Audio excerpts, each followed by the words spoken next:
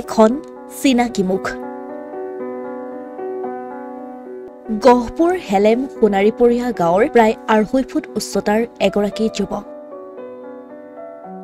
নাম ৰাজু লহকৰ। এটা সময়ত অসমৰ ভ্ৰাম্যমান জগতত কৌতুক অভিনেতা হিচাপে বিভিন্ন মঞ্চত সমাদৰ লাভ কৰিছিল এইগৰাকী ৰাজু লহকৰে। আনকি চাৰ্কাছ পাৰ্টিটো দৰ্শকক আমোদ দিছিল ৰাজু লহকৰে। আগতে কৌতুক অভিনেতা আছিলোঁ, থিয়েটাৰত আছিলোঁ, চাৰ্কাছত আছিলোঁ।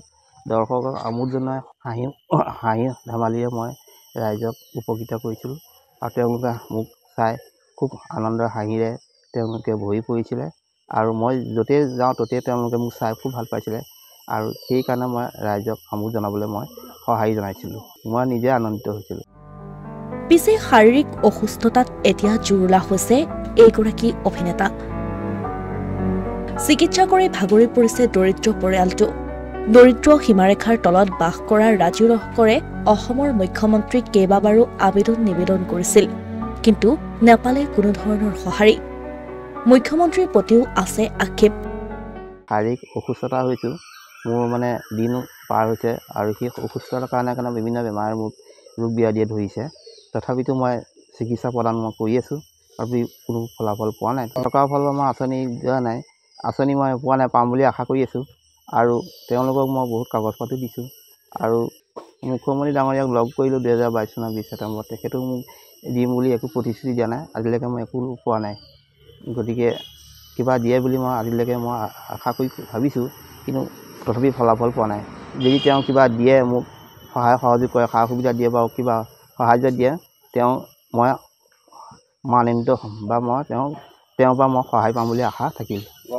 গহপুৰত এবাৰ মুখ্যমন্ত্ৰী হিমন্ত বিশ্ব শৰ্মাই ৰাজুৰ ফোন নম্বৰ লৈ সহায় কৰাৰ প্ৰতিশ্ৰুতি দিছিল, কিন্তু আজিলৈকে ৰাজুক যোগাযোগ কৰা নহল। এই কথা কৈ দুখ প্ৰকাশ কৰিছে মাতৃয়ে। আনকি ৰাজু লহকৰে আজি কুপতি লাভ নকৰিলে কোনো ধৰণৰ চৰকাৰী সা সুবিধা।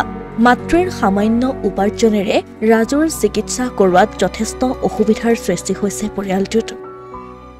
অসুস্থ, তাৰমানে এতিয়া 5-7 বছৰমানৰ আগত থিয়েটাৰ কৰি পেলাই বাহিৰত গৈছিল, বহুত কৰিছিলে, কিন্তু ফূৰ্তিও আছিলে। তাৰপৰা গৈ পেলাই বেমাৰ হৈ অসুস্থ। এতিয়া মই যেনেকৈ হ'লেও উপায় নাপায় চিকিৎসা কৰিও আছোঁ, খোৱাই বোৱাই চলাই আছোঁ। চৰকাৰৰ ফালৰ পৰা মই একো পোৱাও নাই আৰু মুখ্যমন্ত্ৰীক তাৰ হতুৱাই জনাইছিলোঁ, তেওঁ একো সাহাৰ্য দিয়া নাই।